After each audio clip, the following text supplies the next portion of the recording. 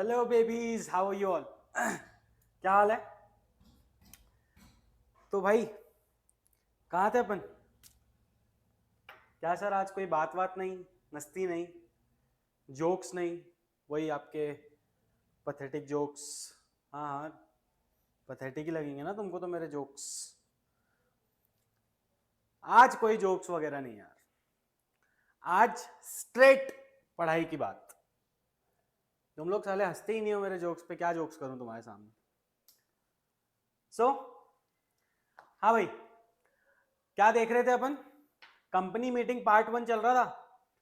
हमने तीन सेगमेंट्स में डिवाइड किया था हमारे एसेंशियल्स ऑफ किस चीज को, एसेंशियल्स ऑफ वैलिड मीटिंग को हमने हमारे 3 सेगमेंट में डिवाइड किया था और 2 सेगमेंट्स देख चुके थे। आज we are going to deal with the third and the last segment of our valid essentials of valid meeting. What is that भाई? Proper conduct of meeting. ठीक है सर, तो देखते हैं इसमें सबसे पहले क्या आता है, हमारा प्रॉक्सी। प्रॉक्सी वर्ड हम लोग पहले भी बहुत बार सुन चुके हैं। कितने बार देखा proxy proxy proxy proxy proxy. क्या होता है प्रॉक्सी? अब एक बार ना समझते हैं, आओ भाई। Proxy is a person who attends a general meeting and votes on behalf of a member of the company. यानी किसी मेंबर ने क्या किया, एक प्रॉक्सी अपॉइंट कर लिया, यानी अपने ही बदले में किसी और बंदे को भेज दिया। क्यों भेजा? जनरल मीटिंग अटेंड करने के लिए। हो सकता है बिजी हो सकता है ही वॉज नॉट ऐसा बहुत ज्यादा इच्छुक कि वो खुद आए, लेकिन उसका प्रेजेंट होना जरूरी था, तो उसकी प्रेजेंटी लगाने के लिए उसने किसको भेज दिया उस मीटिंग में? हमारे प्रॉक्सी को भेज दिया। ठीक है sir, every member of a company has statutory right to appoint proxy. ठीक है सर, आपने बताया कि प्रॉक्सी कौन होता है?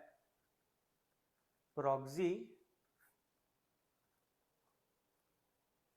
अ person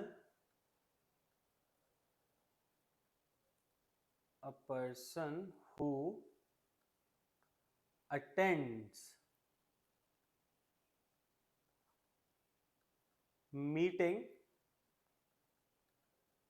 इसको ऐसे जनरल मीटिंग कर लेना, general meeting on behalf of member of the company. ठीक है सर, समझ में आ गया। और एक चीज और क्या देखी? Every member has right to appoint proxy. ठीक है सर, अब देखते हैं कि ये प्रॉक्सी के लीगल प्रोविजंस क्या है। ठीक है सर, बताओ कौन अपॉइंट करता है इसको?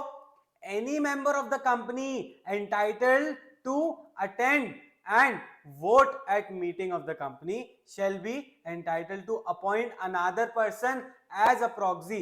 यानी वो बंदा अपॉइंट करेगा जो ऑलरेडी एक मेंबर है, किसका? कंपनी का, और वो एंटाइटल्ड है क्यों?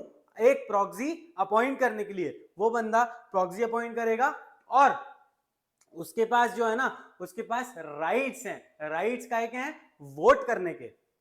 तभी वो एक प्रॉक्सी अपॉइंट कर सकता है। देखो, मेंबर है, इसके पास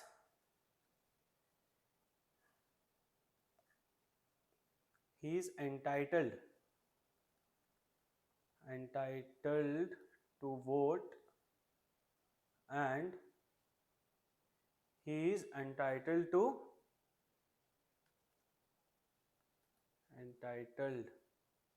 to appoint proxy, can appoint proxy. कोई भी बंदा जो एंटाइटल टू वोट है अब एंटाइटल टू वोट का मतलब क्या होता है सर? एंटाइटल टू वोट है मतलब, याद है हमने पढ़ा था कि शेयर्स जो होते हैं वो दो टाइप के होते हैं। पहला क्या होता है? पहला इक्विटी शेयर होता है, दूसरा प्रेफरेंस शेयर होता है। तो जो इक्विटी शेयर होता है हमारा, उसमें हमारे जो मेंबर है हमारा, उसके पास क्या होता है? उसके पास वोटिंग राइट्स होते हैं, और अगर उसके पास वोटिंग राइट है तो he is entitled to vote. ठीक है, जो इक्विटी शेयर होल्डर है ये एक्सक्लूसिवली उसकी बात कर रहा है, क्योंकि प्रेफरेंस शेयर होल्डर्स के पास वोटिंग राइट्स नहीं होते ना, हमने देखा था। तो जो हमारा इक्विटी शेयर होल्डर है ये उसकी बात कर रहा है, who is entitled to vote. ठीक है, and who is entitled to appoint proxy. अब इसका मतलब क्या है sir? Who is entitled to appoint proxy, who is entitled to appoint proxy? भाई कुछ सर्टेन लोग हैं, कुछ सर्टेन कंपनीज हैं जिनको हमारे गवर्नमेंट ने रिस्ट्रिक्ट कर रखा है कि आप प्रॉक्सी अपॉइंट नहीं कर सकते हैं। देखो, it is also provided that the central government may prescribe certain companies whose members shall not be entitled to appoint another person as a proxy। इसीलिए हमने यहां पर ये वर्ड यूज किया है कि entitled to appoint proxy होना जरूरी है, क्योंकि कुछ सेंट्रल गवर्नमेंट के हिसाब से प्रिस्क्राइब कंपनीज हैं जिनके मेंबर्स किसी और को एज प्रॉक्सी अपॉइंट नहीं कर सकते। ठीक है सर, माइनर जो है हमारा, minor can not be a proxy, minor नहीं बन सकता हमारा प्रॉक्सी, किसी का भी प्रॉक्सी नहीं बन सकता है minor. Proxy can not be appointed for board meeting, यानी प्रॉक्सी जो है वो सिर्फ और सिर्फ किस मीटिंग के लिए अपॉइंट किया जाता है? जनरल मीटिंग के लिए अपॉइंट किया जाता है। ठीक है sir, the appointment of proxy is valid for an adjourned meeting. अब ये एडजर्न्ड मीटिंग क्या होती है? कि भाई हमने एक मीटिंग रखी थी, लेकिन किसी कारणवश वो मीटिंग जो है वो पोस्टपोन हो गई, यानी नेक्स्ट डेट में चली गई, तो उसको हम क्या कहते हैं? एडजर्न्ड मीटिंग कहते हैं। मतलब अपॉइंटमेंट ऑफ प्रॉक्सी, आप एक प्रॉक्सी को अपॉइंट कर सकते हैं, किस लिए? एक एडजर्न्ड मीटिंग के लिए। ठीक है सर, बढ़ते हैं आगे। A proxy shall not have the right to speak at the meeting and to vote except on poll। Voting by poll हमने ग्लिम्स देखा था पिछले लेक्चर में, वोटिंग बाय पोल क्या होता है, आगे डिटेल में पढ़ने वाले हैं वोटिंग बाय पोल क्या होता है। तो बेसिकली ये यहाँ पे क्या कह रहा है कि प्रॉक्सी ना मीटिंग में अपने ओपिनियंस नहीं दे सकता है, प्रॉक्सी वहां पे अपने आर्ग्यूमेंट्स नहीं रख सकता है, प्रॉक्सी को राइट नहीं है किसी भी मीटिंग में बोलने का या किसी भी मीटिंग में वोट करने का, एक्सेप्ट जब वोटिंग पोल के थ्रू हो रही हो। ठीक है, तो थोड़ा सा कॉमन सेंस लगाते हैं और सोचते हैं कि अगर किसी बंदे ने अपना प्रॉक्सी भेजा है किसी कंपनी की मीटिंग में, तो सोच के ही भेजा होगा ना कि यार मेरे पास इतने शेयर्स तो हैं कि मेरा बंदा, मेरा प्रॉक्सी वहां जाके पोल डिमांड कर सकता है। प्रॉक्सी के पास राइट होता है कि वो पोल डिमांड कर सकता है। अगर पोल के अलावा किसी और मेथड से वोटिंग हो रही है तब वो वोटिंग नहीं कर सकता, लेकिन वो पोल डिमांड कर सकता है कि भाई पोल करवाओ। हो सकता है that share holder who send that proxy has large number of share holding on that particular company. हो सकता है ना, क्यों भेजेगा? नहीं तो अगर उसको राइट ही नहीं है बोलने का, अगर उसको राइट ही नहीं है वोट करने का, तो फिर सेंस नहीं बनता प्रॉक्सी को भेजने का। जी सर, सही, बिल्कुल सही। अब मेंबरशिप देखते हैं। A person appointed as a proxy may or may not be a member of the company, यानी it is not mandatory for a proxy to be or to he does not have to be a member of the company. अगर member नहीं भी है, अगर कोई ordinary बंदा भी है, कोई बाहर का बंदा भी है, तो इस मेंबर के लिए, जो मेंबर है जिसने उसको प्रॉक्सी के लिए भेजा है, वो वहां पे जाके as a proxy meeting attend कर सकता है। इसके बाद देखो, a letter of authority form क्या है? The duly completed proxy form must be submitted by the member in companies registered office at least 48 hours before the meeting. यानी आप अगर अपने किसी बंदे को एज प्रॉक्सी भेजने वाले हो मीटिंग में, तो आपको उसके लिए एक फॉर्म फिल करना पड़ेगा। अभी हम ये टॉपिक खत्म करने के बाद देखेंगे ये प्रॉक्सी फॉर्म कैसा होता है, ठीक है। वो फॉर्म फिल करना पड़ेगा और आपको बताना पड़ेगा 48 घंटे पहले, मीटिंग के 48 घंटे पहले, कि भाई मेरा ये बंदा एज अ प्रॉक्सी आने वाला है। ठीक है सर, बता देंगे।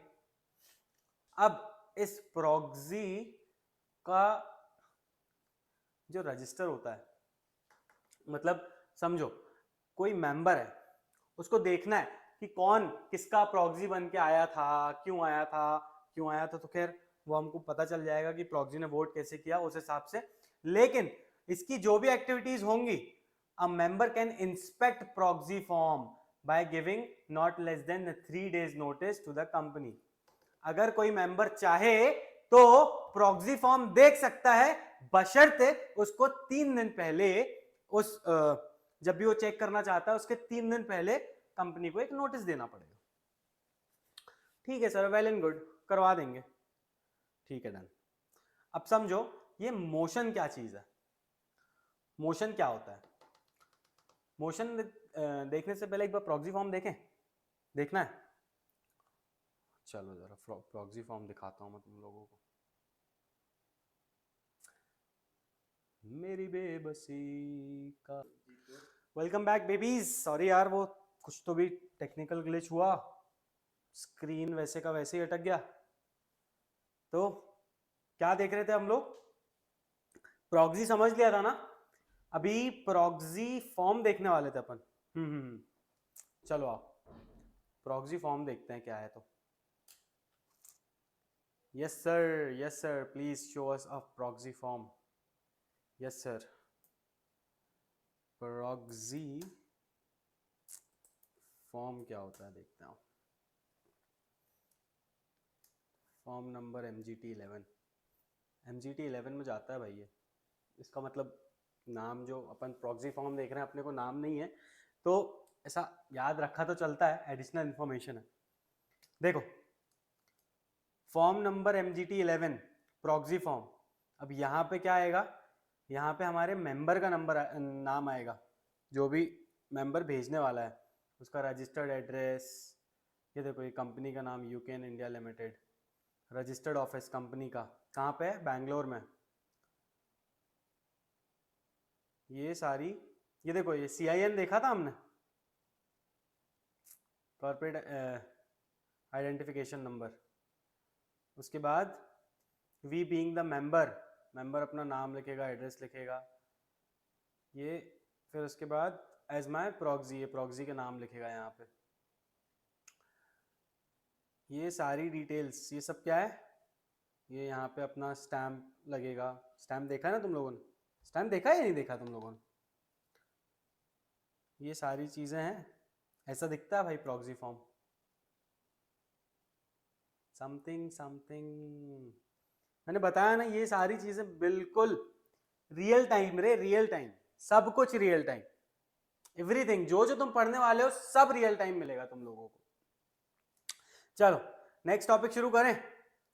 यस सर, भाई मोशन देखते हैं। मोशन क्या है, अ motion is a proposal put before a meeting of its for its consideration and adoption. यानी ये जो चीज है मोशन, मोशन क्या है, मोशन हमारी मीटिंग स्टार्ट होने के पहले रखा जाता है कि भैया इसको कंसीडर करो, इसको अपनी मीटिंग में हमको बात करना है इस मुद्दे के बारे में, तो ये हमने हमारी मीटिंग के पहले रख दिया। A motion is liable to alteration before it is adopted by the meeting. यानी क्या कह रहा है ये कि भाई अगर मोशन हम रख रहे हैं तो हमको हमारी मीटिंग में जो भी डिस्कशन होने वाला है उसमें इसको कंसीडर करना पड़ेगा। अब देखो, a person who puts forth motion in the meeting is called proposer। इस बंदे ने क्या किया, मीटिंग शुरू होने के पहले एक मोशन प्रपोज किया, और इस मोशन को प्रपोज करने वाले को हम क्या कह रहे हैं, प्रपोजर। ठीक है। अब इसके बाद एक वैलिड मोशन होने के एसेंशियल्स क्या क्या हैं वो देखते हैं। भाई a motion must be in writing and signed by proposer, यानी जिस बंदे ने ये मोशन दिया है इसको क्या करना पड़ेगा, आपको राइट करके रिटन फॉर्म में देना पड़ेगा, ठीक है, और उसको साइन करना पड़ेगा। कब, मीटिंग शुरू होने के पहले। किसके हाथ में, चेयरमैन के हाथ में, ठीक है।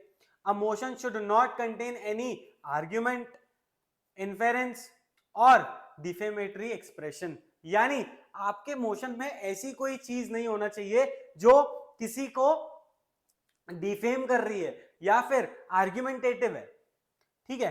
ठीक है sir. Wording of motion should B affirmative, affirmative यानी भाई क्लियर होनी चाहिए और डेफिनेट होनी चाहिए, वेग नहीं होनी चाहिए, वेग नहीं होनी चाहिए। आपको क्लियरली समझाना है कि क्या बात आप कहना चाह रहे हो, ज्यादा घुमा फिरा के बात मत करो यार। Motion should be within the scope of agenda, scope of agenda, agenda क्या होता है, अ पॉइंट और points to be discussed in the meeting. आपका जो मोशन आपने प्रपोज किया है वो आपके एजेंडा से रिलेटेबल, रिलेवेंट होना चाहिए, आपका जो एजेंडा का स्कोप है उसके क्राइटेरिया में होना चाहिए। आपका जो मोशन है वो इधर उधर का नहीं होना चाहिए, it should be related to अपना agenda. Motion should be seconded by at least one member. अब ये सेकेंडेड क्या है, सेकेंडेड इज सपोर्टेड, यानी कम से कम एक बंदे ने आपका जो मोशन आपने प्रपोज किया है उसको सपोर्ट किया है, ठीक है। Every member is allowed to speak on the motion only once, यानी जब भी ये मोशन डिस्कस किया जाएगा हर मेंबर को मौका दिया जाएगा बोलने का, लेकिन सिर्फ एक बार। एक बार आपने अपनी टिप्पणियां दे दी इस मोशन के ऊपर, उसके बाद अगर आप चाहें कि भाई मेरे को फिर से मौका दो, मैं भूल गया कुछ बोलना, तो फिर आपको फिर से मौका नहीं दिया जाएगा। You can speak on this motion only once as a member, ठीक है भाई। motion can be withdrawn by proposer by following a procedure, यानी अगर ऐसा लगता है जिस बंदे ने ये मोशन प्रपोज किया था इसको इन बिटवीन द मीटिंग ये समझ में आता है कि this motion is not relevant, this is not the time to talk about such thing in the meeting, then he can withdraw such motion, ठीक है। समझ में आ गया सर। अब क्या क्या काइंड्स हैं, कितने तरीके के मोशंस होते हैं, दो तरीके के मोशंस होते हैं। सबसे पहला है फॉर्मल मोशन, दूसरा है सब्सटेंटिव मोशन। अब देखते हैं फॉर्मल मोशन में क्या है। फॉर्मल मोशन का मतलब क्या है, ये मोशंस जो हैं they are related to the procedure at the meeting and are moved for the purpose of preventing, delaying, speeding up discussion on motion. Following are the types of formal motion. अब formal motions basically क्या होते हैं, ये हमारी meeting में इसीलिए रखे जाते हैं ताकि हमारा जो मेन ऑब्जेक्टिव है, जो मेन मोशन है, उस पे हम थोड़ा आराम से बात कर सके, या फिर उस मोशन को हम टाल सके, या फिर उस मोशन को हम प्रिवेंट कर सकते हैं, यानी हम हमारे मेन ऑब्जेक्टिव को, मेन मोशन को थोड़ा सा डिस्कस करने से बच रहे हैं, इसलिए हमने ये वाला मोशन प्रेजेंट कर दिया, ठीक है sir. The closure, when member is convinced that sufficient time has been spent on the discussion of a particular motion, he may propose that the question be now put to vote. I'm sorry. समझो, सारे members को लगता है कि यार हमने ना इस मुद्दे पे बहुत बात कर ली है, बहुत डिबेट हो गई है, बहुत डिस्कशन हो गया है, अब यहां पे इस चीज को रोको, इस पे वोट करो, इसको हम कहते हैं closure.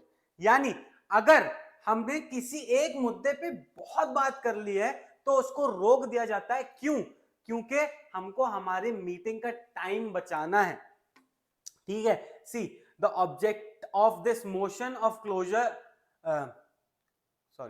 object of moving a closure motion is not to solve the main question but to avoid waste of time and to arrive at quick decision, भाई बहुत टाइम वेस्ट कर लिया हमने, बहुत बार डिस्कस कर लिया, बहुत सारी चीजें डिस्कस कर ली। अब इसका क्या करो, इसको यहीं रोक दो, इस पे वोट करो और इसको क्लोज करो। That is what we call closure.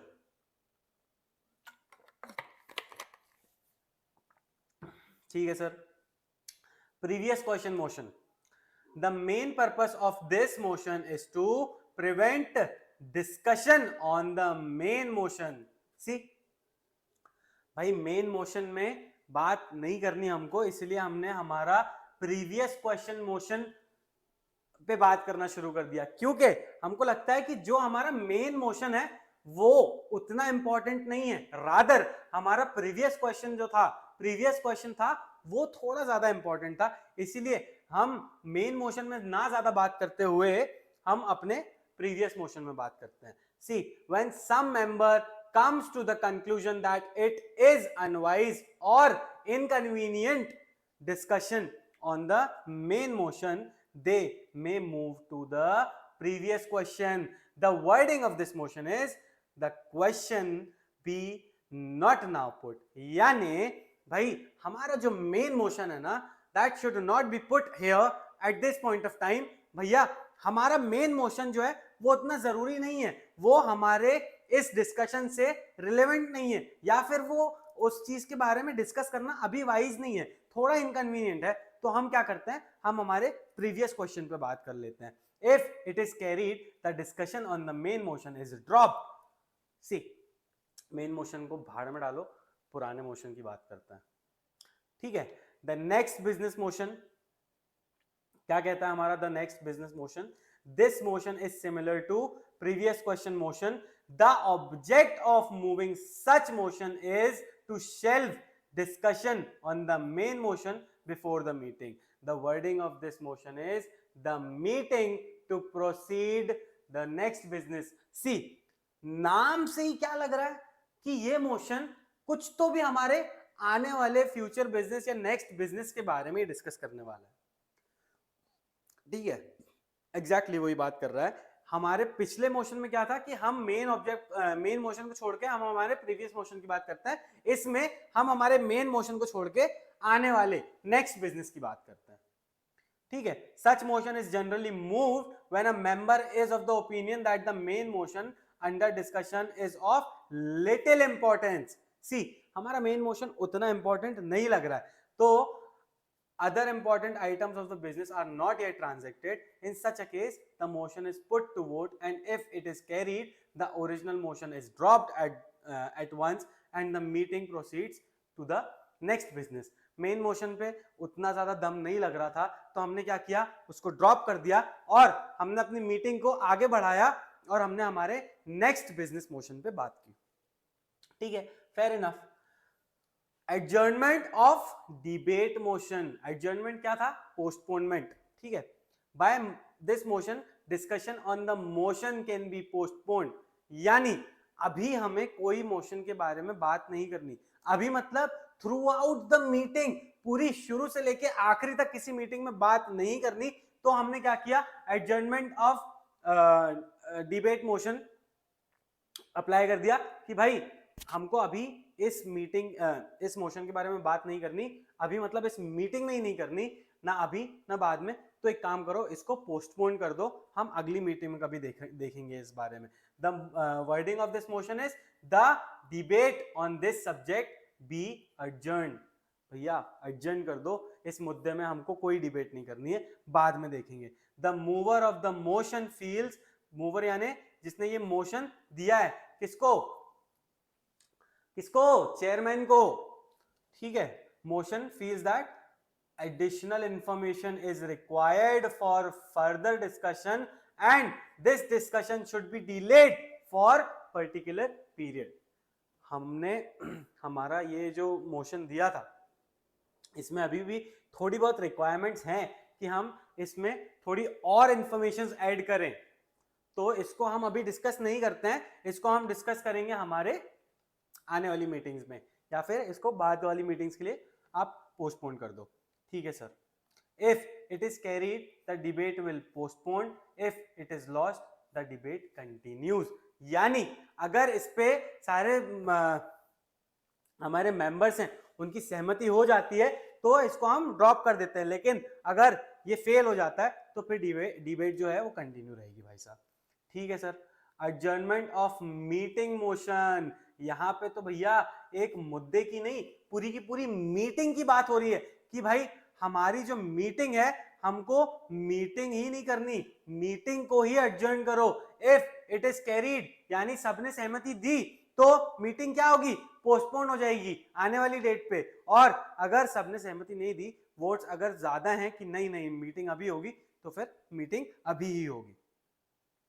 दूसरा टाइप क्या है हमारा, सब्सटेंटिव मोशन। एक बार सब्सटेंटिव मोशन पढ़ो। A motion which is changed due to amendment is called substantive motion. When an amendment is passed it is incorporated in original motion. The substantive motion is put to vote. If it is passed, it becomes a resolution. अब सबसे पहले ना इसको देखने से पहले ये amendment समझते हैं कि क्या है। एक बार अमेंडमेंट समझ में आया, वो मोशन बिना बताए समझ में आ जाएगा तुम लोगों को। ठीक है sir. An amendment is any alteration proposed by a member to the original motion when a motion is under discussion. यानी अमेंडमेंट मतलब किसी भी ओरिजिनल मोशन में किसी भी प्रकार का चेंज आया है, हमने कुछ दल बदल किया है कि भाई हमको इसकी जरूरत है, इसमें कोई ना कोई चेंज की जरूरत है, तो उसको हम क्या कहते हैं, amendment. Amendments are generally moved to alter original motion. कैसे ऑल्टर करते हैं, एडिंग सम न्यू वर्ड्स, कुछ नए वर्ड ऐड कर दिया हमने हमारे मोशन में, या फिर कुछ वर्ड्स हमने डिलीट कर दिया हमारे मोशन से, या फिर कुछ वर्ड हमने रिप्लेस कर दिया हमारे मोशन से, या फिर हमने हमारे मोशन की पोजीशन और उसकी प्लेस, किनके, मोशंस के वर्ड की पोजीशंस और प्लेस ही बदल दी। ये क्या हो गया, ये अमेंडमेंट हो गया। The amendment should be relevant to the main motion and it must not alter the original motion entirely. यानी आप किसी मोशन का कोई सब्जेक्ट, कोई वर्ड, कोई लाइन चेंज कर सकते हैं, लेकिन आप एंटायर मोशन को नहीं चेंज कर सकते हैं भाई अमेंडमेंट के नाम पे।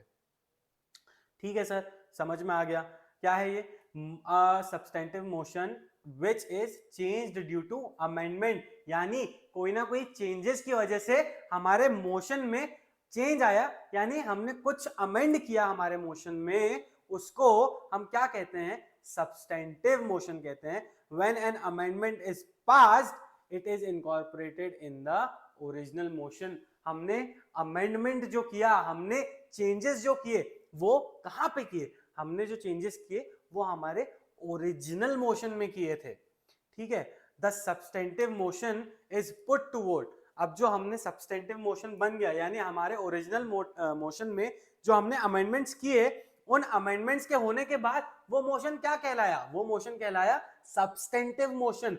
अब इस सब्सटेंटिव मोशन में वोट होंगे। अब अगर ये पास हो गया, अगर सारे मेंबर्स या फिर मेजॉरिटी मेंबर्स इस मोशन से राजी हो गए, तो ये मोशन क्या बन जाता है, ये बन जाता है रिजोल्यूशन। पक्की बात, बढ़े आगे। अब देखो पॉइंट ऑफ ऑर्डर क्या है, पॉइंट ऑफ ऑर्डर क्या कहता है, a point of order is a question or objection raised by a member. हमने देखा था ये ऊपर एक पॉइंट आया था पॉइंट ऑफ मोशन का, मैंने तुम लोग पॉइंट ऑफ ऑर्डर का मैंने तुम लोगों को बोला था कि आगे डिटेल में पढ़ने वाले हैं, तो समझो। अ point of order is a question or objection raised by any member when he wants to bring to the notice of the chairman that the irregularities of the meeting। क्या किया किसी बंदे ने, समझना, किसी बंदे ने ना यहां पे कंप्लेन रेज कर दी। क्या किया इसने, इस बंदे ने कंप्लेन रेज कर दी, इसने ऑब्जेक्शन उठा लिया। किस चीज के लिए ऑब्जेक्शन उठाया, कि आप में भैया जो आप मीटिंग कंडक्ट कर रहे हो ना, मीटिंग कंडक्टेड इसमें बहुत इरेगुलरिटीज हैं, इसमें बहुत इरेगुलरिटीज हैं। अब ये इरेगुलरिटीज क्या क्या हो सकती हैं समझो। ये देखो, एब्सेंस ऑफ कोरम, आपकी मीटिंग में पूरी कोरम ही नहीं है।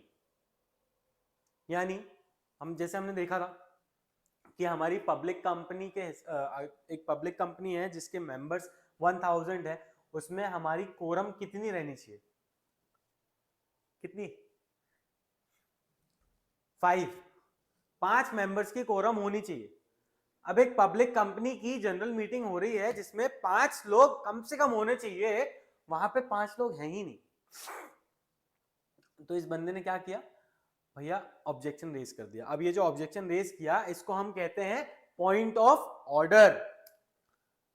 देखा था ना हमने पॉइंट ऑफ ऑर्डर। इसको फिर रूल कौन करता है, इससे डील कौन करता है, हमारा चेयरमैन करता है कि भैया शांत बैठ जाना यार, क्यों परेशान कर रहा है, ऐसा ऐसा खोपचे में ले जाके उसको समझाता है।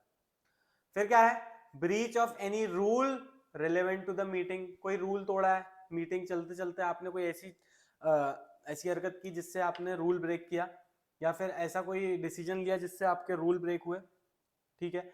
मिसबिहेवियर ऑफ एनी मेंबर, किसी मेंबर ने मिसबिहेव किया। हमने देखा था ना, ये ऐसे जो चंट लोग आते हैं हमारी मीटिंग में, इनको संभालने का काम किसका रहता है, चेयरमैन का। शांत करो, शांत करो, चलो शांत करो, बैठ जाओ, बैठ जाओ, बैठ जाओ। कौन करवाता है, चेयरमैन करवाता है। उसके बावजूद भी अगर कोई बंदा मिसबिहेव करता है तो कोई भी दूसरा बंदा ऑब्जेक्शन रेज कर सकता है कि भाई ये क्या है। Use of improper language by any member, कोई किसी बंदे ने गलत तरीके से बात करी है, किसी ने गलत लैंग्वेज का इस्तेमाल किया है, तो all this should not happen in this meeting, in any kind of meeting. इसीलिए क्या है, ये वाला चीज इंट्रोड्यूस की गई कि भैया मैं क्या करूंगा, मैं आपके खिलाफ ऑब्जेक्शन रेज कर दूंगा। पॉइंट ऑफ ऑर्डर, ठीक है भाई, आगे देखते हैं। When the point of order is raised, discussion on the original motion is stopped for some time, the discussion on the point of order is taken by chairperson, it shall be final and binding on the meeting. यानी इससे related जो भी क्या होगा, आपने point of order किया है कि आपने ऑब्जेक्शन रेज की है, मैंने बताया था ना आपको, ये चेयरपर्सन डील करता है इससे। ओरिजिनल मोशन जो है उसको रोक दिया जाएगा for some time and discussion on point of order is taken. यानी अब हमने हमारा जो मोशन पे डिस्कशन चल रहा था उसको रोक दिया और हम इस पे बात करेंगे कि भैया क्या हो गया, क्या प्रॉब्लम हो गई, क्या क्या दिक्कत हो गई जो आपने ऑब्जेक्शन रेज कर दिया। मैं बैठा हूं ना, चेयरमैन बोला मैं बैठा हूं ना, मैं करवाता हूं ना, आप चिंता क्यों, बैठो सर आप पानी पियो। तो चेयरमैन जाके संभालेगा और चेयरमैन जो भी बोलेगा उसका डिसीजन जो होगा वो बाइंडिंग होगा, ठीक है। अब इसके बाद हमारा एक एसेंशियल पॉइंट हम डिस्कस करने वाले हैं जो कि है वोटिंग। हमारे कंपनी में वोटिंग कितने टाइप से होती है आज हम वो देखेंगे, ठीक है। एक बार इसका चार्ट बनाना है क्या, हाँ आओ थोड़ा सा चार्ट बनाते हैं। देखो क्या है, वोटिंग, कितने टाइप की वोटिंग्स होती हैं भाई, एक एक करके सब डिस्कस करते हैं अपन ना, चलो। सबसे पहले अगर अपन देखें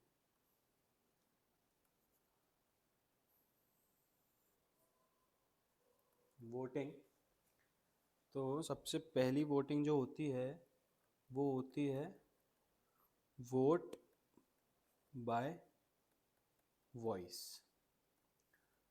वोट बाय वॉइस, अब इसमें क्या होता था ना कि सारे मेंबर्स चीखते थे, चिल्लाते थे कि भाई they raise their voice,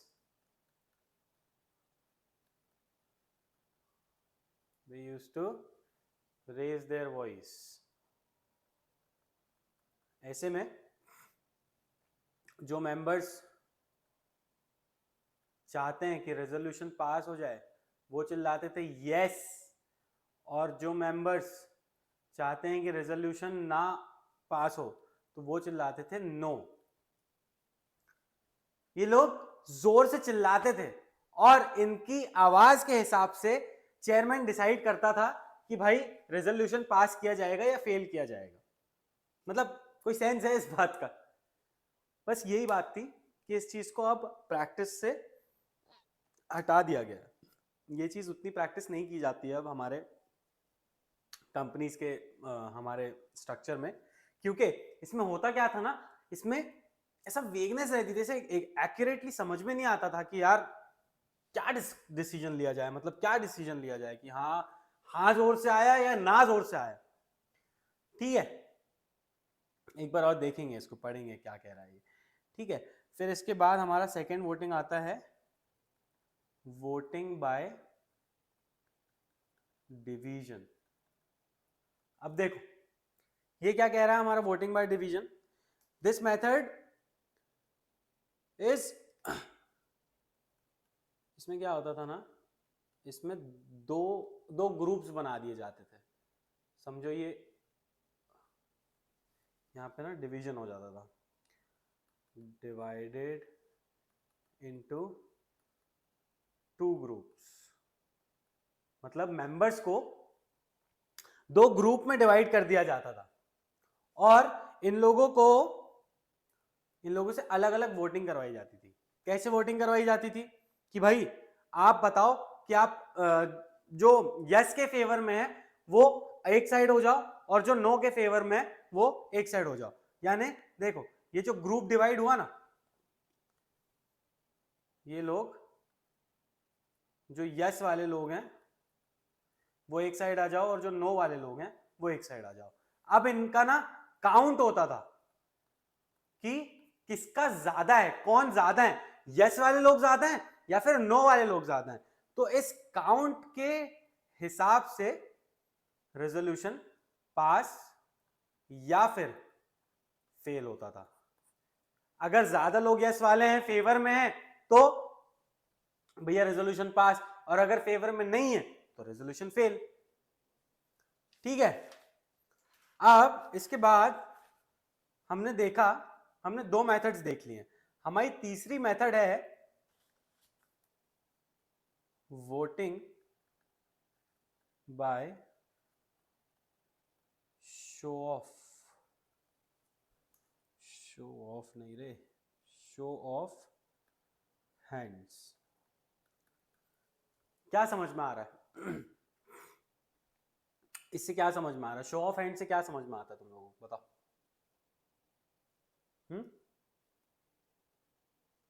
exactly यहां पे क्या करते थे लोग, चेयरमैन पूछता था दैट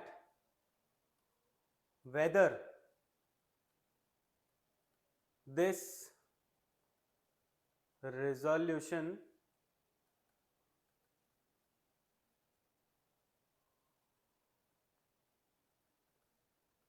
should pass। तो वो बोलता था कि यस वाले लोग हाथ उठाओ भैया, raise your hand, raise your hands. अब नो वाले लोग हाथ उठाओ भाई, रेज योर हैंड। जिसके ज्यादा हाथ वो भैया रेजोल्यूशन पास हो गया। थोड़ी थोड़ी वेगनेस लग रही है ना?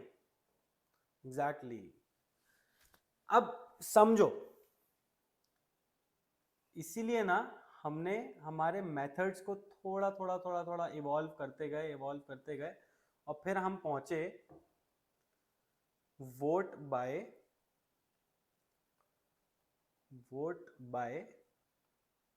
बैलेट पे। ठीक है, अब ये वोट बाय बैलेट क्या होता है, इसमें ना आपको एक बैलेट पेपर दिया जाता है, आपको एक बैलेट पेपर दिया जाता है। अरे दिया जाता है क्यों लिख रहा हूं, क्या?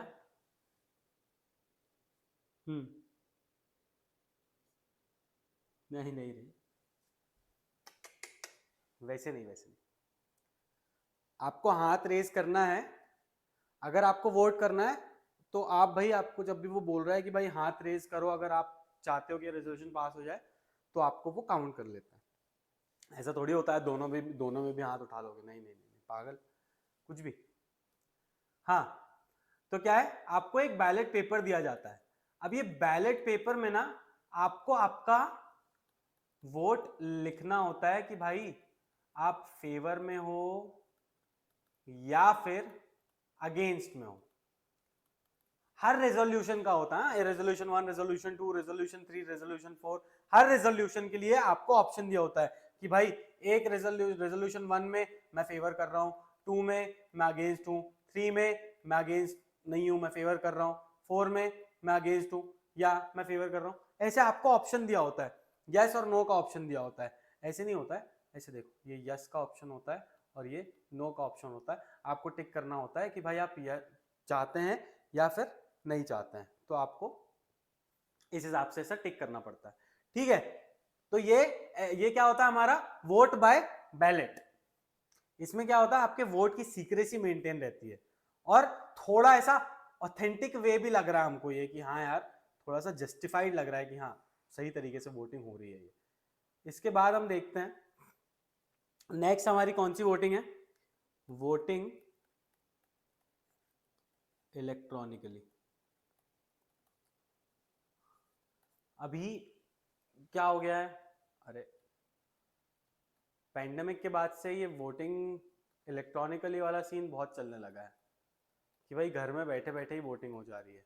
इसमें भी एग्जैक्ट सेम मेथड होती है, लेकिन ये सारी मेथड किसके थ्रू हो रही होती हैं, ये ऑनलाइन हो रही होती हैं। इसमें आपको ये जो हमने पेपर बैलेट दिया था ना, ये पेपर बैलेट जो दिया था ना, इसमें हमको पेपर बैलेट मिलता तो है लेकिन काय में मिलता है, इलेक्ट्रॉनिक फॉर्म में मिलता है सर। ठीक है सर, इलेक्ट्रॉनिक फॉर्म में हो रही है, इसको हम ई वोटिंग भी कहते हैं। ठीक है, ये ध्यान रखना, this is also known as e voting. आ गया सर समझ में। अब हमारी अगली वोटिंग क्या है, नेक्स्ट वोटिंग क्या है सर, वोटिंग बाय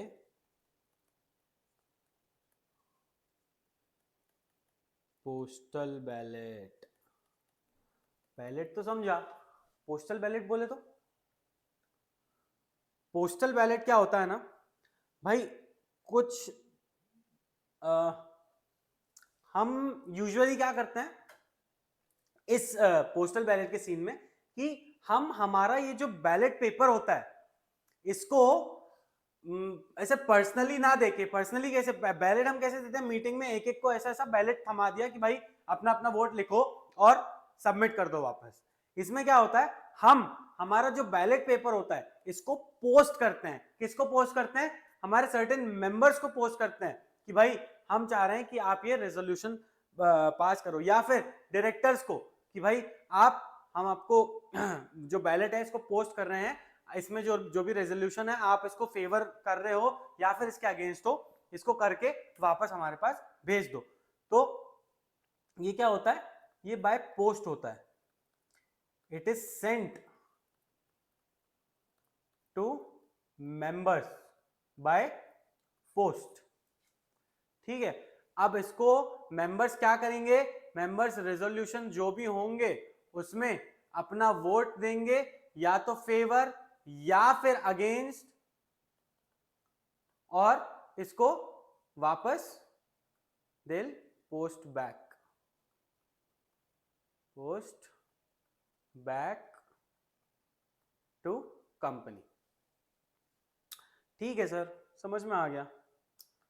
नेक्स्ट क्या है, next is the most important babies, most important and most awaited voting type. बता दो सर, क्यों इतना तरसा रहे हो, है ना। वोटिंग बाय पोल।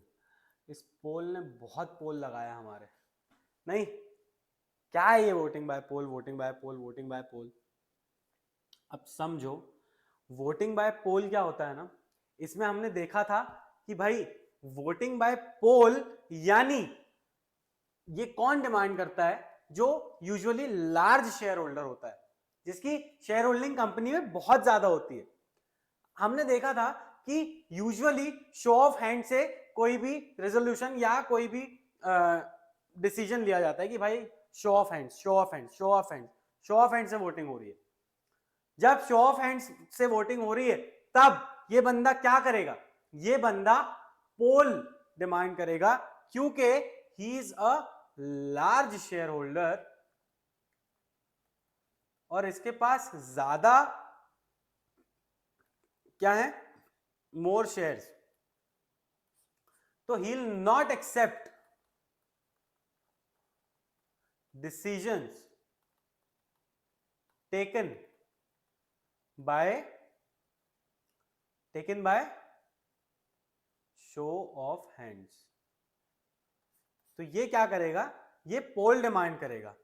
अब जब ये पोल डिमांड करेगा तो पोल में क्या होता है?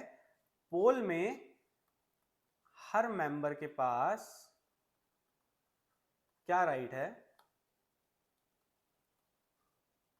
भाई? यहां पे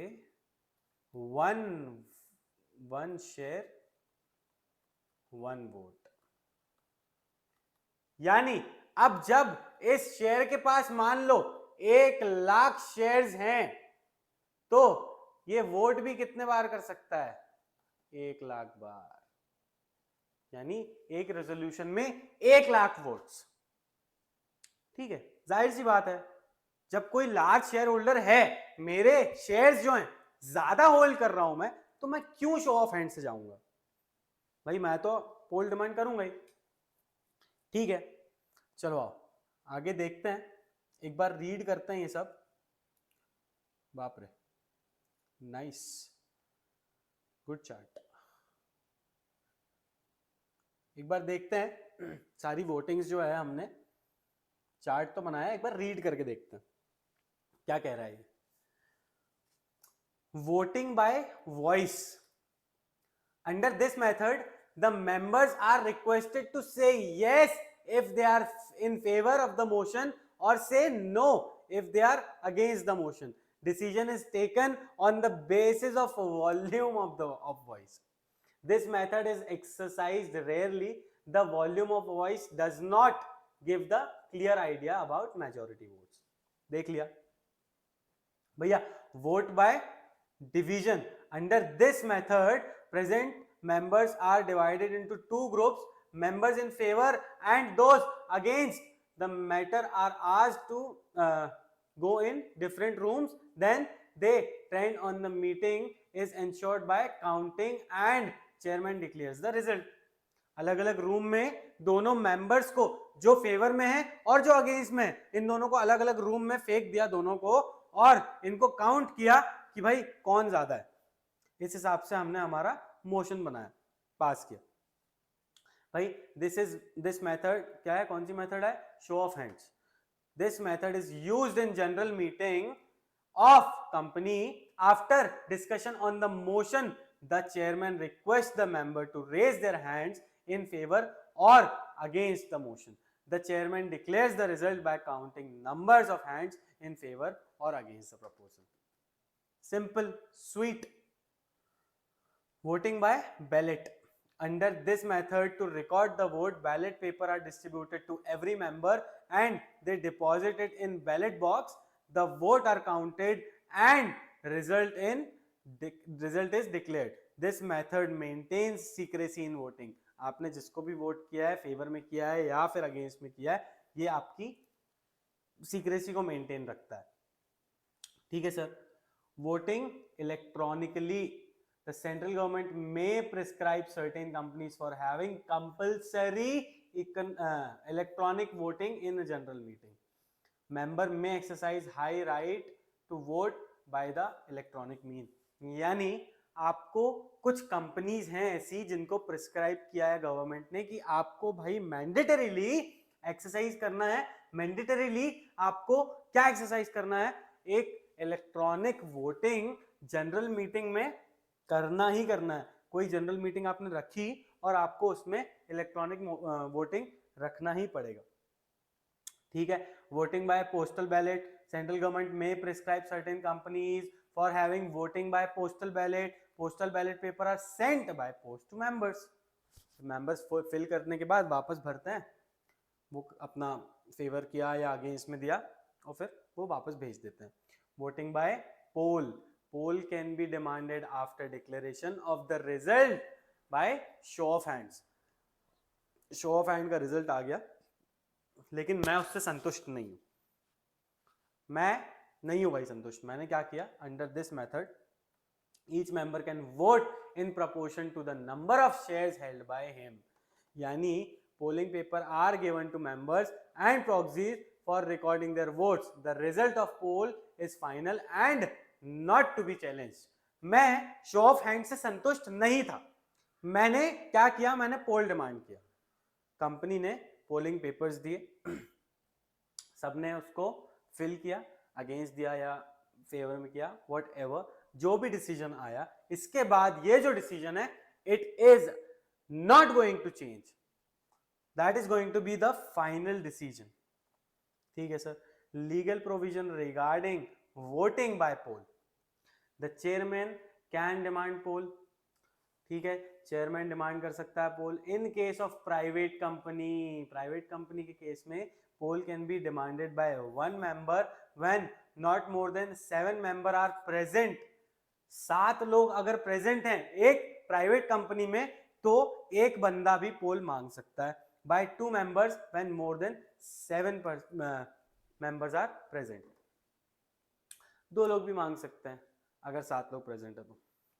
ठीक है sir. In case of public company poll can be demanded by at least 5 members present in person और बाय प्रॉक्सी, यानी पब्लिक कंपनी में आपकी जो कोरम है उसमें 5 लोग रहने चाहिए और वो फिजिकली प्रेजेंट रहने चाहिए, तो वो लोग क्या है, वो लोग पोल डिमांड कर सकते हैं, या फिर वहां पे अगर कोई प्रॉक्सी है तो वो प्रॉक्सी भी पोल डिमांड कर सकता है। It can also be demanded by any member या फिर मेंबर्स प्रेजेंट इन पर्सन और by proxy holding 1/10 of the total voting power, यानी कंपनी के 100 शेयर हैं तो 10 शेयर जो हैं वो इस बंदे के पास हैं।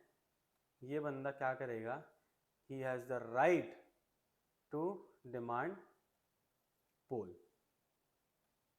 ठीक है, ये बंदा पोल डिमांड कर सकता है।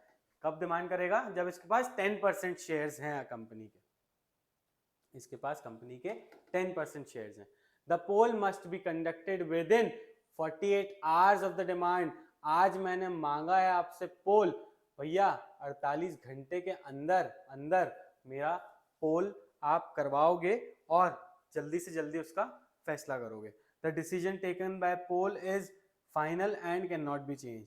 The demand for poll can be withdrawn any time by the person who demanded it. यार मैं संतुष्ट नहीं था शो ऑफ हैंड से, मैंने पोल डिमांड कर दी, लेकिन अब मेरे को ऐसा लग रहा है कि यार जाने देता हूं, मेरे को नहीं करवाना पोल, तो मैं अपनी जो डिमांड है वो विड्रॉ कर रहा हूं। ठीक है सर, कर लो, कोई दिक्कत नहीं है। अब देखो क्या क्या मेरिट्स हैं पोल के, प्रॉक्सीज भी कर सकते हैं इसमें वोट, सीक्रेसी मेंटेन रहेगी। भैया एक साइंटिफिक मेथड है ये वोट करने की, मतलब ठीक है एकदम प्रॉपर सही मेथड है कि जिसके पास ज्यादा वोट्स हैं उसके पास उसको ज्यादा जिसके पास ज्यादा शेयर्स है उसके पास ज्यादा वोटिंग राइट्स है। ठीक है, share holders can vote in the proportion of share held. ठीक है, देख लिया। अब डीमेरिट्स क्या है इसके, भाई under this method 1 share 1 vote principle is exercise, hence this method is criticised as capitalistic method of voting.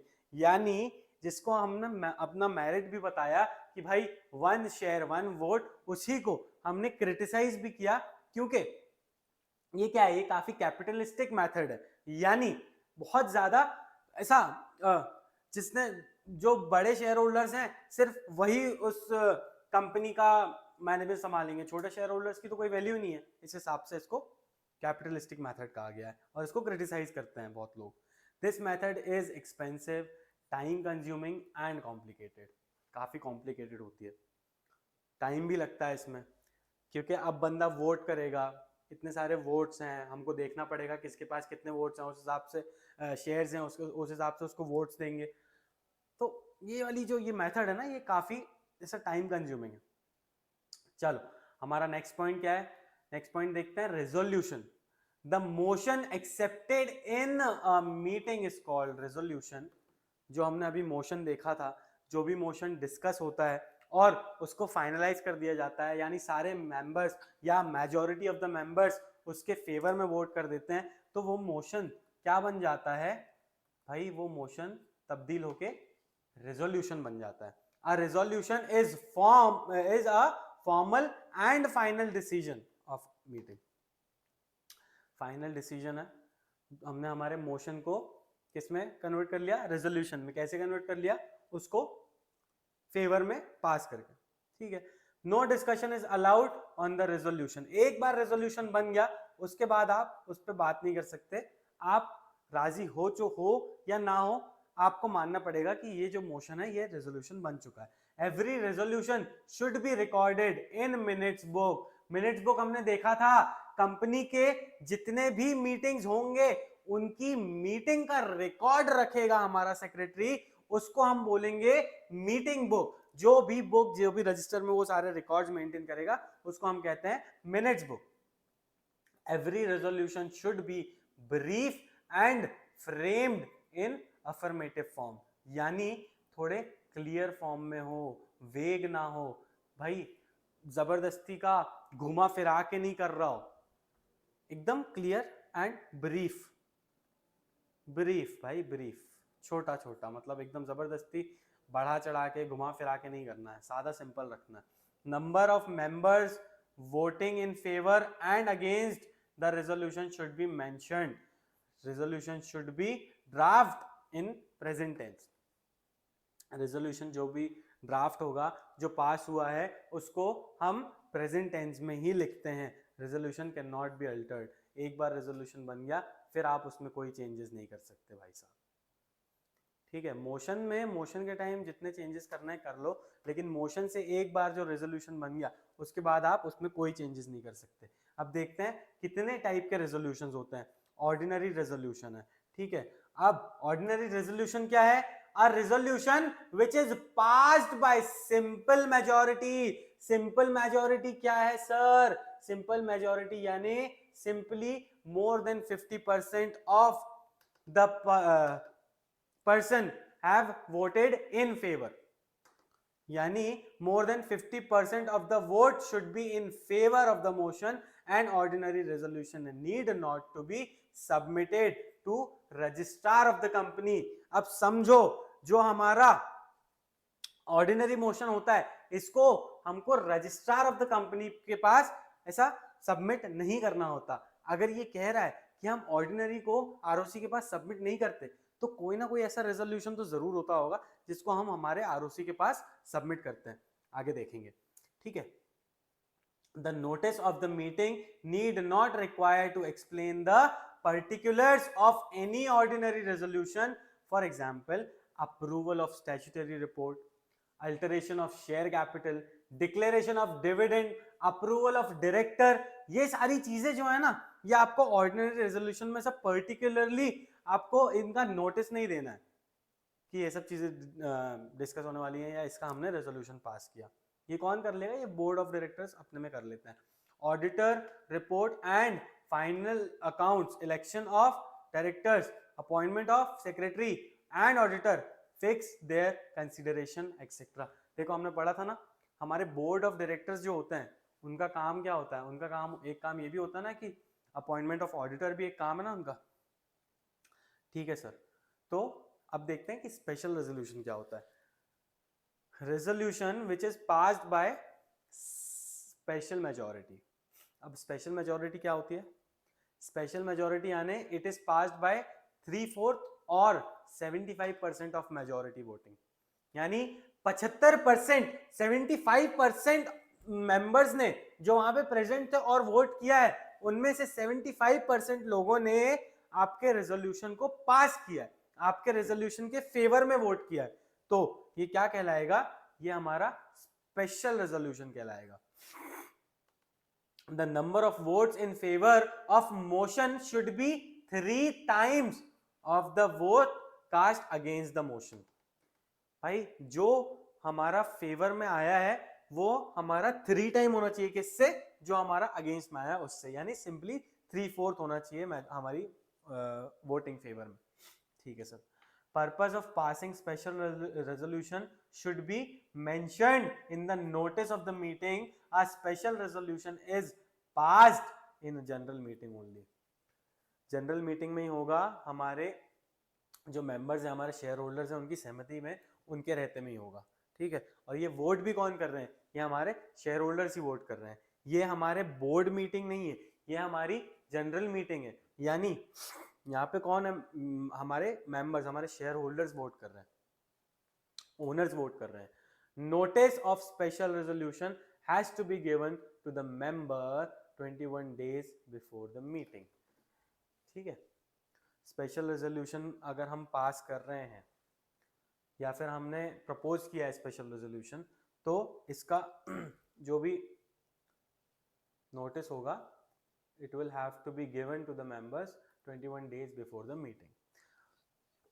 A copy of special resolution must be filed with registrar of the company. See, मैंने बोला था ना, कोई ना कोई ऐसा resolution जरूर होता होगा जो हम आरओसी के पास सबमिट करते होंगे। This is the resolution we submit to ROC.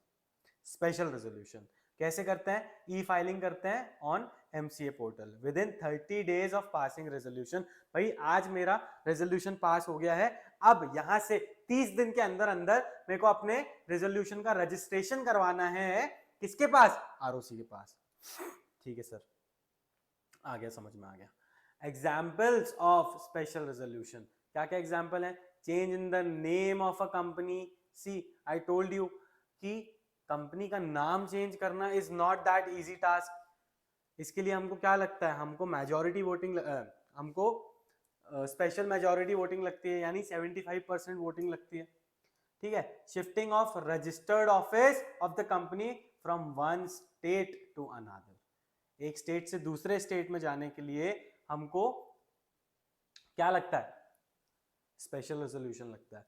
Alteration in the object clause, भाई हम हमारी कंपनी का ऑब्जेक्ट चेंज करना चाहते हैं। याद है हमने क्लॉजेस पढ़े थे, तब हमने देखा था, कहां पढ़ा था, मेमोरेंडम ऑफ एसोसिएशन में हमने ये क्लॉजेस पढ़े थे। क्या क्या क्लॉजेस थे, उनमें से एक क्या क्लॉज था, ऑब्जेक्टिव क्लॉज था। ऑब्जेक्टिव क्लॉज में हमने क्या देखा था कि इसका ऑल्टरेशन जो होता है वो इतना इजीली नहीं होता है, इसके लिए हमको स्पेशल रेजोल्यूशन लगता है, क्योंकि हम हमारी कंपनी का पूरा whole and soul object change कर रहे हैं। हमको जो हमारे इन्वेस्टर्स ने, हमको जो हमारे क्रेडिटर्स ने जिस ऑब्जेक्ट की वजह से पैसा दिया था, हम पे भरोसा करके, हम उस ऑब्जेक्ट को चेंज करने जा रहे हैं। क्यों, क्योंकि हमारा बिजनेस जो है उसको सरवाइव करवाना है, हमें हमारे बिजनेस को हमको ऐसा जिंदा रखना है। तो हम क्या कर रहे हैं, हम हमारे बिजनेस का ऑब्जेक्ट चेंज कर रहे हैं। Reduction in the authorised share capital, भाई हमारी ऑथराइज्ड शेयर कैपिटल हम कम कर रहे हैं। ऑथराइज्ड शेयर कैपिटल यानी द मैक्सिमम कैपिटल जिसके आप शेयर्स इश्यू कर सकते हो। देखा है हमने ऑथराइज्ड कैपिटल क्या है। Alteration in the articles of association of the company, हमारे एओए में हम ऑल्टरेशन कर रहे हैं तो भी हमको क्या लगेगा, हमको स्पेशल रेजोल्यूशन लगेगा। ठीक है sir. Special resolution requiring special notice. अब ये स्पेशल नोटिस क्या होता है, याद करो, पीछे जाओ। स्पेशल नोटिस कब लगता है, बताओ बताओ बताओ बताओ बताओ बताओ बताओ बेशर्मो। स्पेशल नोटिस कब लगेगा, जब हम, देखते हैं, तुम लोग सही में याद नहीं रहता क्या, तुम लोगों को बिल्कुल याद नहीं रहता। स्पेशल नोटिस हमने देखा था ना, स्पेशल नोटिस, सम रेजोल्यूशन रिक्वायर स्पेशल नोटिस। कुछ रेजोल्यूशंस होते हैं यहाँ पे स्पेशल नोटिस लगता है। कब लगता है, अबे डायरेक्टर को रिमूव करते टाइम लगता है ना यार स्पेशल नोटिस। क्या करूं तुम लोगों का। Some resolution requires special notice as per the companies act, बताया था तुम लोगों को मैंने, और articles of association. The company hence such resolution are called as resolution requiring a special notice. जो रेजोल्यूशन में हमको स्पेशल नोटिस लगता है, कोई भी रेजोल्यूशन पास करने के पहले हमको जब स्पेशल नोटिस लेना पड़ता है, उसको हम कहते हैं रेजोल्यूशन रिक्वायरिंग स्पेशल नोटिस। अब special notice resolution may be ordinary or special. आओ देखते हैं क्या है। A proposer of the motion has given a special notice of 14 days to the company. The company should then give a notice of that resolution to all the members at least 7 days before the meeting। भाई किसी बंदे ने आपको, जैसे हमने देखा था proposer ने क्या किया है, एक मोशन डाला है, मोशन दिया है जिसमें उसने स्पेशल नोटिस दिया है, ठीक है। तो इसको ये नोटिस कब देना पड़ेगा? 14 दिन पहले देना पड़ेगा कंपनी को, ठीक है।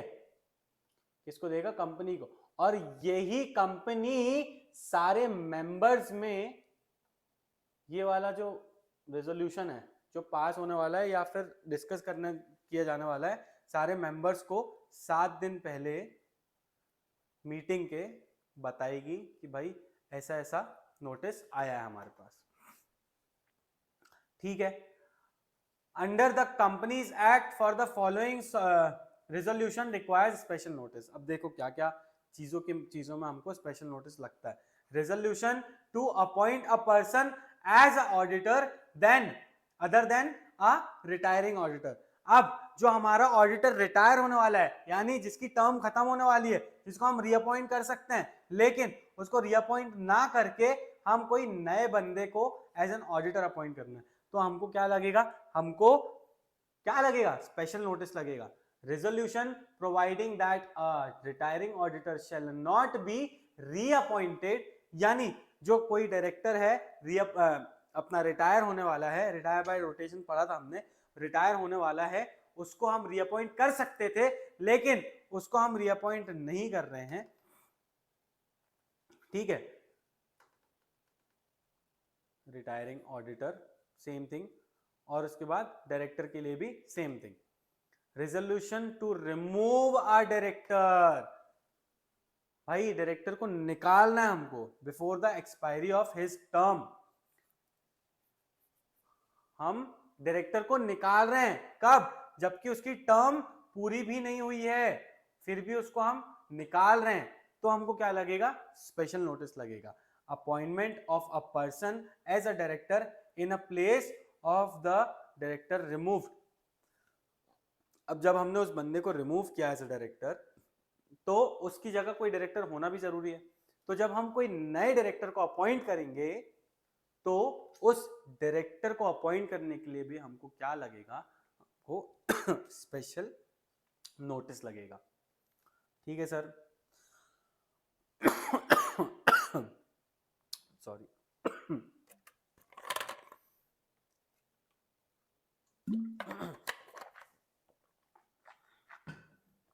Resolution requiring registration.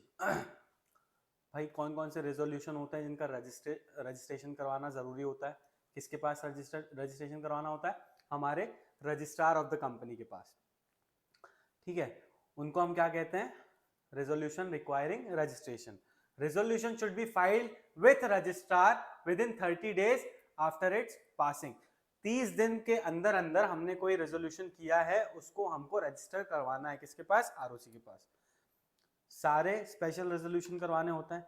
Resolution made by board of directors regarding appointment और रीअपॉइंटमेंट ऑफ मैनेजिंग डायरेक्टर। अगर हमने मैनेजिंग डायरेक्टर को अपॉइंट या फिर रीअपॉइंट किया है, तो इसके लिए हमने जो रेजोल्यूशन पास किया होगा, इसको हमको आरओसी के पास सबमिट करना होगा। कब तक करना होगा? जब से ये रेजोल्यूशन जब पास हुआ है, उसके 30 दिन के अंदर अंदर हमको ये रेजोल्यूशन पास करना होगा। Resolution made by members regarding dissolution of firm. भैया मेंबर्स ने रेजोल्यूशन बना दिया कि भाई कंपनी जो है इसको बंद करो, हमको नहीं रहना इस कंपनी में, और वाइंड अप करो, डिसॉल्व करो कंपनी को। तो ये वाला जो रेजोल्यूशन होगा, इसको भी हमको आरओसी को सबमिट करना होगा। कब तक? 30 days from the passing of special resolution. 30 दिन के अंदर अंदर हमको हमारा ये सबमिट करना है किसके पास? आरओसी के पास। अब देखो रेजोल्यूशन बाय सर्कुलर क्या होता है? When directors have to take important and urgent decisions and do not have sufficient time to call a board meeting. At that time a draft resolution is passed and forwarded to all the directors to pass the resolution. It is called resolution by circular. कुछ नहीं है, आपका chairman या फिर कोई authorised बंदा आपको circular भेजता है कि भाई ये वाला जो रेजोल्यूशन है इसको अभी क्या भी इमीडिएट बेसिस पे हमको पास करना है। तो मैंने आपको ये सर्कुलर इशू किया है, इसमें अपना रेजोल्यूशन पास कीजिए और फेवर या अगेंस्ट में दीजिए और इसको पास कीजिए तुरंत ही इमीडिएट बेसिस पे। इसको हम क्या कहते हैं? इसको हम कहते हैं रेजोल्यूशन बाय सर्कुलेशन। ठीक है, वैलिडिटी क्या होती है इस रेजोल्यूशन की? Resolution passed at the time of following proper rules at the time, I am sorry, resolution passed at the meeting by following proper rules and regulations are termed as valid resolutions. ठीक है, if resolutions are passed without following proper rules and regulations, then it is going to be invalid resolution. सारे rules and regulations follow करते हुए हमने ये resolution prepare किया और इसको pass किया है तो ये valid कहलाएगा, otherwise this resolution is going to be termed as invalid resolution. अब हमारा invalid resolution क्या है? Points regarding invalid resolution are: resolution is not within the scope of notice and meeting, resolution passed at the time of meeting but not properly convened and constituted. क्या हुआ भाई? हमारा resolution सही तरीके से जो हमारी मीटिंग हुई थी, जिस मीटिंग में रेजोल्यूशन पास हुआ है, that meeting was not convened and conducted properly, तो हमारा रेजोल्यूशन क्या कहलाएगा? इनवैलिड कहलाएगा। Resolution is not with in the scope of notice and meeting. जो रेजोल्यूशन आपने लिया वो आपके नोटिस में उसका जिक्र ही नहीं था, आपने बताया ही नहीं था कि आप इस रेजोल्यूशन में भी बात करने वाले हो, या फिर आप इस रेजोल्यूशन के बारे में कोई जिक्र करने वाले हो इस मीटिंग में, तो ये रेजोल्यूशन क्या होगा? इनवैलिड कहलाएगा। भाई आपने प्रॉपरली मीटिंग ही कन्वीन नहीं की, प्रॉपर मीटिंग कंडक्ट ही नहीं की, तो रेजोल्यूशन नहीं सही माना जाएगा। In if the fact of special business is not mentioned in the notice of the meeting, आपने स्पेशल बिजनेस को के बारे में बात ही नहीं की, लेकिन आपने क्या किया? स्पेशल बिजनेस का रेजोल्यूशन पास कर दिया, तो अब आपका जो ये रेजोल्यूशन है ये इनवैलिड हो जाएगा एट राइट दैट मोमेंट, नहीं पास होगा। If resolution requires a specific majority of votes but it is passed only by ordinary majority of votes discuss at the meeting, नहीं चलेगा। आपने क्या किया? आपको एक स्पेसिफिक मेजॉरिटी लग रही थी, आपको इतने इतने पॉइंट तक मेजॉरिटी लग रही थी इस रेजोल्यूशन को पास करने के लिए, लेकिन आपने इसको ऑर्डिनरी मेजॉरिटी से पास कर लिया। ऑर्डिनरी मेजॉरिटी से यानी कुछ लोगों ने, कुछ मेजॉरिटी ने इस रेजोल्यूशन को पास कर दिया, जबकि उस रेजोल्यूशन को पास करने के लिए देखो ऑर्डिनरी मेजॉरिटी क्या होती है? मोर देन 50%, लेकिन हमको इस रेजोल्यूशन को पास करने के लिए कितने लोग लग रहे थे? 75% या उससे ज्यादा। तो ऐसे नहीं चलेगा sir, resolution is out of the scope of memorandum of association. आपने कोई ऐसी चीज लाकर रख दी जो मेमोरेंडम ऑफ एसोसिएशन आपको परमिट ही नहीं करता, तो ऐसा रेजोल्यूशन आप इनवैलिड ही मानोगे। इसके बाद क्या है? Voting on the motion is irregular. हमारे मोशन में जो वोटिंग हुई है वो बहुत इर्रेगुलरली हुई है, मतलब प्रॉपर तरीके से नहीं हुई है, तो इसको हम इनवैलिड करार कर देंगे। अब देखते हैं मिनट्स क्या होता है। मिनट्स हमने ऑलरेडी बहुत बार बहुत डिटेल में डिस्कस कर चुका है, एक बार फिर भी देखेंगे। The term minutes means written record of the proceeding of meeting, यानी मीटिंग में जो भी चीजें डिस्कस हुई, सारे डिस्कशंस जो भी हुए हमारे मीटिंग में, इनका एक रिकॉर्ड मेंटेन करेगा। कौन मेंटेन करेगा ये रिकॉर्ड? हमारा कंपनी सेक्रेटरी मेंटेन करेगा। और इस रिकॉर्ड को हम क्या बोलते हैं? इस रिकॉर्ड को हम कहते हैं मिनट्स। ये किस चीज के रिकॉर्ड्स होते हैं? जो भी मीटिंग में हमने रिजोल्यूशंस लिए हैं। क्या लिए हैं? जो भी हमने, अरे चल जा, जो भी रिजोल्यूशन लिए हैं, जो भी डिसीजंस लिए हैं, ये सारी चीजें कहाँ पे लिखी रहेंगी? ये हमारे मिनट्स में लिखी रहेंगी। डे, डेट, टाइम, हमने हमारी मीटिंग कहाँ पे की, कौन कौन आया, कितने लोग अटेंड किए, उन सब चीजों को, ये सब कहाँ पे होगा? हमारी मिनट्स बुक में होगा। According to MC Kuchal, the term minutes means a concise and accurate official record of the decisions taken at the meeting. See, जो भी कंसाइज, यानी हमारी मीटिंग में जितनी बातें हुई, अब वो सारी बातों को एक एक चीज को रिकॉर्ड करना या उसको लिखना पॉसिबल है क्या? नहीं। तो जो की पॉइंट्स होंगे, जो हाइलाइट्स होंगे उस कंपनी उस मीटिंग के, जो इंपॉर्टेंट हाइलाइट्स होंगे, वो सारे हाइलाइट्स हम लिखेंगे। और हमारे एक्यूरेट ऑफिशियल रिकॉर्ड, जो रिकॉर्ड्स हमारे ऑफिस के जो हैं, जो भी उस मीटिंग में डिस्कस किए गए, वो चीजें लिखेंगे हम, जो भी है हमारे मीटिंग में डिस्कस हुए। ठीक है। Minutes are prepared by the secretary within 50 days after the meeting.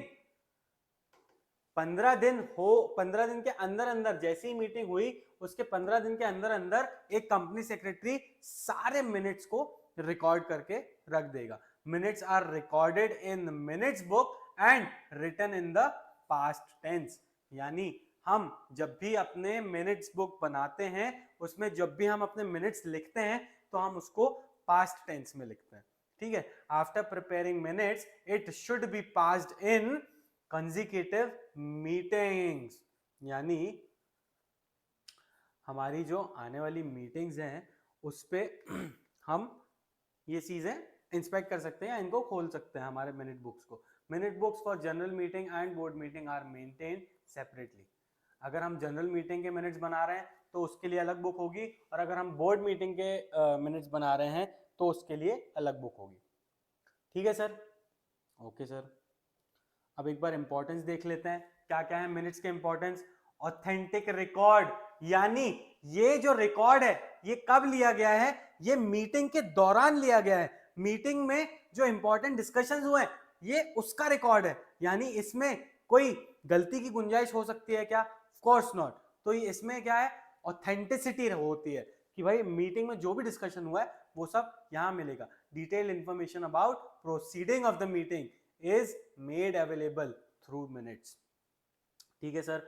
Evidence है भाई, मिनट्स, अगर कोई डायरेक्टर या फिर कोई मेंबर कल को ऐसा कहता है चल के कि नहीं मीटिंग में मैंने ऐसी कोई बात तो की ही नहीं, मैं नहीं मानता कि मैंने इसमें अपना फेवर दिया था या अगेंस्ट में दिया था, वो अपनी बात से मुकर रहा है, तो हमारे पास क्या रहेगा? हमारे पास एविडेंस रहेगा।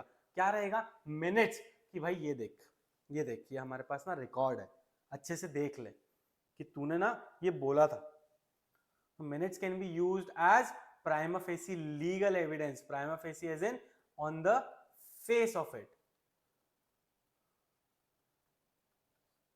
कि भाई हाँ हमारे पास इनिशियली तो हमारे पास ये एविडेंस है कि हाँ तूने बोला था। Future reference, minutes is permanent record, it is useful for taking future managerial decision. आगे जाके भी हमारे काम आ सकते हैं कि हमने हमारी पिछली मीटिंग में ये डिस्कस किया था कि हमारा जो प्रॉफिट मार्जिन है वो कम हो गया है, या फिर हमारा जो मैन्युफैक्चरिंग है या हमको जिस हिसाब से काम करना चाहिए वो उस हिसाब से नहीं हो रहा है, तो आओ जरा एक बार निकाल के देखते हैं क्या क्या डिस्कशन हुआ था, क्या क्या ड्रॉबैक्स हैं, उनको फुलफिल करके हम अपने बिजनेस पे थोड़ा सा अच्छे से ध्यान देते हैं। ठीक है, लीगल प्रोविजंस क्या है? Minutes are to be prepared by following legal provisions mentioned in companies act and secretarial standards. हमने सेक्रेटरियल स्टैंडर्ड्स देखा था, पूरा सेक्रेटरियल स्टैंडर्ड डिस्कस किया है। मिनट्स कौन से स्टैंडर्ड्स में होता है बताओ? S5, यस सर, S5 में होता है मिनट्स का रिकॉर्ड जो है, या मिनट्स के लिए जो स्टैंडर्ड है कि मिनट्स किस तरीके से तैयार होते हैं, वो हमारा कौन सा सेक्रेटरियल स्टैंडर्ड बताता है? हमारा S5 बताता है। ठीक है, information to absent members, minutes help the absent members in knowing the proceeding of the meeting. जैसे मैंने वो एग्जांपल दिया था आपको कि हमारा एक बंदा जो था वो कहाँ गया हुआ था? थाईलैंड गया हुआ था, और वो मीटिंग नहीं अटेंड कर पाया, लेकिन उसको जानना था कि भाई मीटिंग में मैं जब नहीं था तो क्या क्या डिस्कशन हुआ, तो उसने क्या खुलवाया? मिनट्स बुक खुलवाया, मिनट्स रजिस्टर खुलवाया, और उससे उसको सारी इंफॉर्मेशन पता चल गई कि हाँ तू जब नहीं था मीटिंग में तो ये डिस्कशन हुआ था। ठीक है sir, information about resolution, the motion and discussion on the motion are reflected in the resolution. Interested parties can always refer to the text of a resolution when there is contradiction or confusion। समझो, motions या फिर कोई भी discussions motion के बारे पे वो कहां पे होते हैं? मोशन से अल्टीमेटली हम क्या तैयार करते हैं? रेजोल्यूशन तैयार करते हैं, और इस रेजोल्यूशन को जानने के लिए जो भी इंटरेस्टेड पार्टीज हैं कि क्या क्या रेजोल्यूशन था, कैसे हुआ, can always refer to the text of resolution when there is a contradiction या फिर कंफ्यूजन। अगर उनको कोई कंफ्यूजन है मोशन से रिलेटेड या फिर उससे रिलेटेड डिस्कशन से रिलेटेड, तो वो क्या कर सकता है भाई? He can refer to the text of resolution अगर उसको कुछ कॉन्ट्रडिक्शन या फिर कंफ्यूजन लग रहा है। ठीक है sir, inspection of minutes as per companies act, minutes book should be kept at the registered office of the company and every member has the right to inspect the minute books of the general meeting। यानी इस company के जितने members हैं, जो भी share holders हैं, they have the right to check और inspect minutes book। ठीक है सर, यहीं पर हम इसी के साथ हमारी सभा की समाप्ति करते हैं, क्योंकि टेक्निकलिटी ज्यादा बढ़ जाएंगी तो तुम लोग ज्यादा ही टेक्निकल हो जाओगे, है ना? मजाक कर रहा हूं। हमारा चैप्टर यहां पे खत्म होता है। हमने हमारा क्या कंप्लीट कर लिया? हमने हमारा जनरल मीटिंग, सॉरी हमारा कंपनी मीटिंग पार्ट 1 कंप्लीट कर लिया है। अब नेक्स्ट लेक्चर में मिलेंगे नेक्स्ट चैप्टर के साथ, which is surprise for you. मजाक कर रहा हूं। कंपनीज मीटिंग देखेंगे हम हमारे नेक्स्ट चैप्टर में, कंपनीज मीटिंग पार्ट 2। ठीक है, डन, खुश, चलो till then, peace out, love you all, bye bye.